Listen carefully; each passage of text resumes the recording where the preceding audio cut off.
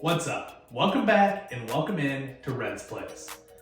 Today is a fuck the 9 to 5 Friday.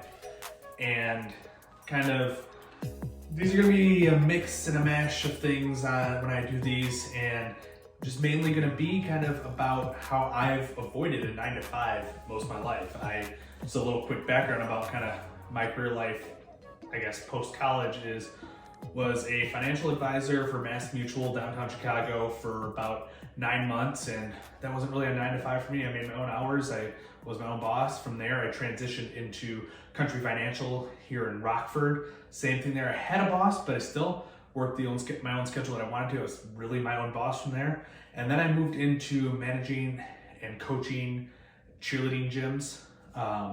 Went from one gym where the owner was my boss, but he didn't really give a whole lot of oversight. He kind of let me do my own thing for the most part. He obviously had some goals and different things that he wanted me to do, but for the most part, I ran things the way I wanted when I managed the gym, and I coached as well and made my own schedule as usual. I was running the gym, so I was able to make my own schedule as far as classes that I coached, teams that I coached, and the hours that I worked in the office. So not really much of a 9 to 5 there. And then from there, that gym merged into another gym, and that gym still wasn't quite a 9 to 5, but I had a lot more oversight there. I was marketing director and cheer program director, as well as a cheer coach at that gym. So from the cheer program director side, I was running the cheer program with some oversight, and I was able to put myself on the schedule whenever I wanted to for classes and teams and things like that. So I still was able to make my own schedule there, but as far as the marketing director side, I had a decent amount of oversight on that and what I needed to do and how often I needed to be in the office. So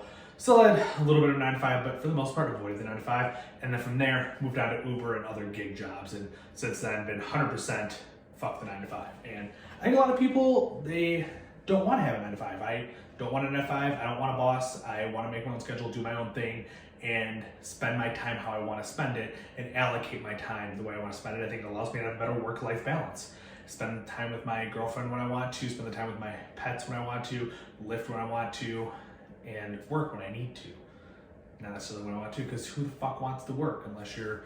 When I was coaching cheer, for the most part, I would say I enjoyed coaching cheer most days. There were certain classes that I hated, certain teams I didn't want to coach, but for the most part, I enjoyed that. So that job I enjoyed, but that was more of a hobby for me that I happened to get paid for. So kind of, if you get to do that, if you love what you do, you never work a day in your life, I completely 100% agree with that. But if you do have to work to make money, then I want to do it on my own terms. So what this series is going to be about is how I've done that and some things that I'm looking to try and some things that I have tried and just reviews on those things and different ways to avoid having a 9 to 5 if that's something you'd like to do. Or if you're just looking for a different way to save money or get into a new side hustle and things like that, we'll dive into some things like that. So I think the easiest place to start with this series is we'll talk Uber. That was my first start into avoiding 100% avoiding a traditional 9 to 5, I guess. I guess my first start was financial advising and all that stuff, but I think Uber's a good spot to start. That's what this channel was originally about, was driving Uber and Lyft. So let's start there. So Uber and Lyft, I started in 2018, May of 2018, and I drove Uber and Lyft all the way up into the pandemic, even through the pandemic a little bit. So we'll call it roughly 2.5 years of experience doing it. And I think it's a great side hustle and a great full-time job, depending on what market you're in. Me being in the Chicago area, I was suburbs, but it's close enough to Chicago that it made sense. Here in Rockford, if you want to travel to the suburbs and travel to downtown Chicago, it still makes sense. But if I wanted to stay here in Rockford, it just wouldn't make sense. If I lived in Winnebago, which is a little bit further west of here, where there's not really shit, it wouldn't make sense to do it there at all. So it's going to depend on what your market is, and I can't tell you what I can kind of tell you what some of the great markets are. You go San Fran, you go LA, you go Chicago, there's some great markets, and there's plenty of other great markets, but I can't really tell you what you wouldn't think Elgin, Illinois is a great market, but it was a good place to be. That's where I was operating out of. It was a good market. I can't tell you in other states what those markets are. Talk with people in those areas and they'll tell you what the good markets are. But for me, great thing about Uber and Lyft, 100% whatever schedule I wanted to go off of. Now, certain schedules would allow you to make more money than others, And that's kind of one thing I would encourage you to pay attention to is when you start looking into doing Uber and Lyft, whether it's a side gig or full time, get into Facebook groups, get into GroupMe's, get into whatever group chats you can find, Discords, whatever it is, to figure out what makes sense for your market in your area, because that's going to dictate a lot of what you're doing. I mean, if it's a side hustle and you're only working and you'll have the opportunity to work Fridays and Saturdays, and let's say Fridays and Saturdays for some reason suck in your market, then let's maybe look at a different side hustle at that point. But if you're looking to do it full time and it's a good, decent market, then I think you can make it work just about any way you want to. I personally, towards the end, I was probably doing 70 to 90 hour weeks pretty consistently. And I was averaging right around $22 to $25 an hour before expenses. After expenses, I think you could probably trickle that down to probably $20-ish an hour on average. I kind of don't have numbers off the top of my head, and I don't really think I have anywhere where I've kept track of them. So I can't say that 100%, but I didn't have huge expenses and things like that. I was driving a Lincoln MKZ at the end, so gas wasn't a huge expense. But most people are worried about taxes. I can tell you, me personally, because of the mileage write-offs, I paid very minimal taxes year to year. Just this past year for taxes for 2019, I paid $0. I just didn't have a tax liability just due to the way some things fell around and things like that. I had a $0 tax liability because I was able to deduct so many things. Now, granted, a lot of stuff led in that. I probably, if I wouldn't have had a few other things out there business-wise, would have owed a little bit on taxes. I think I grossed Uber and Lyft alone, I think it was $70K this previous year, or for the 2019 taxes. So there was definitely some revenue there for sure, but I didn't have a huge tax liability. As long as you know how to file a fucking TurboTax or get a decent accountant, you should be fine for taxes. Not something you really need to worry about, but still set something aside on a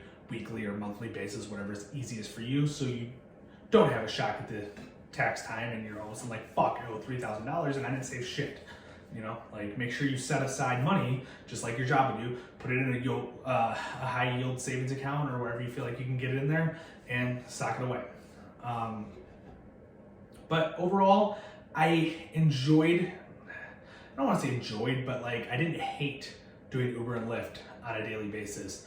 It became challenging at times. You have to adapt, and right now Uber and Lyft is fine, but it's probably not amazing depending on the day. I mean, with a snowstorm in Chicago recently, people were making a fucking killing, but a lot of people have transitioned into Eats and delivery and things like that just due to the pandemic. But once things kind of get back to normal, who knows when that'll be, but let's say it's the summer or whatever, you know, you can kind of get back to a normal schedule on Uber and Lyft and go back to making the money that people were probably making before.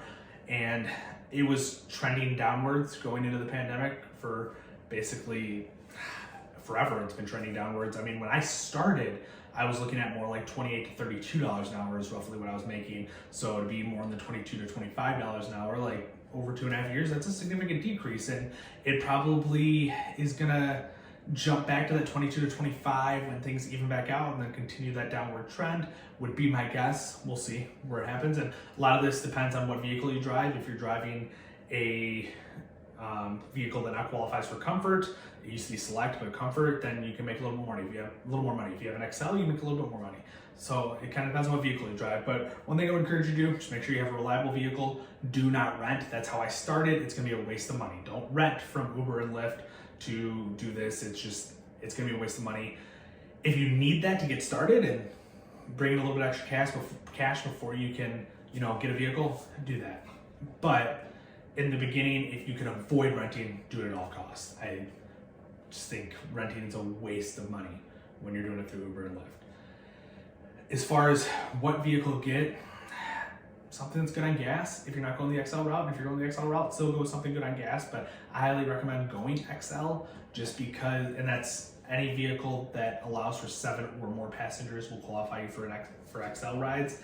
And I just think that's great because just the extra gas mileage that you're wasting for it is always going to be made up by the end of the month on a monthly basis. It's when you're doing events or you're doing airport rides and things like that, you're gonna make that money with the XL. Now granted, if you're in an area that doesn't have a huge bar scene, or if you don't wanna work the bar scene, doesn't have a lot of airport rides or no airport near you, and it doesn't have really any events, then probably avoid the XL, go with a Prius or something that gets really good gas mileage. I think Camry's got a hybrid, so something that's comfortable but gets good gas mileage. And comfort is huge. You want to be comfortable in that vehicle. If you're going to be just even working a regular work week and 40 hours a week, you need to be comfortable in that vehicle. So make sure you are comfortable in the vehicle you're driving. Again, if you got to get by in something that you're not comfortable with for a period of time, do it, but at some point get into something you're comfortable. But overall, I think Uber and Lyft is a solid side hustle, solid full-time gig for people that are looking to get rid of the 9-to-5. You're going to have to grind. You're going to have to work hours that you don't want to if you're doing it full-time at some point, but you got to get out there and be able to work when the money's going to be made. And I mean, I didn't always work the best hours. At sometimes I was doing 70 to 90 hour weeks because I had other shit going on that I wanted to get to. And that's the great thing about Uber and Lyft is you can turn it on when you have available time to work and turn it off when you don't. Go back and look at some of my older videos as far as tips and tricks and things that I did to maximize my money if you're looking for that. And if you have questions, let me know and maybe I'll elaborate a little bit more on this in another video, but I try to keep this shit short. And we're, I think, somewhere around like 12 minutes right now. I can't exactly see the time on here, but I think we're pretty close to 12 minutes, so I kind of want to wrap it up here. But if you have questions, let me know in the comments, and we will try to continue this F the 9-to-5 series as often as I have time for, and we'll see what that is, and we'll expand on as much as I possibly can on different ways to work around having a regular 9-to-5, because I know many people do not want to have a 9-to-5. But until next time, guys, as always, like, comment, share, and let me know what you think.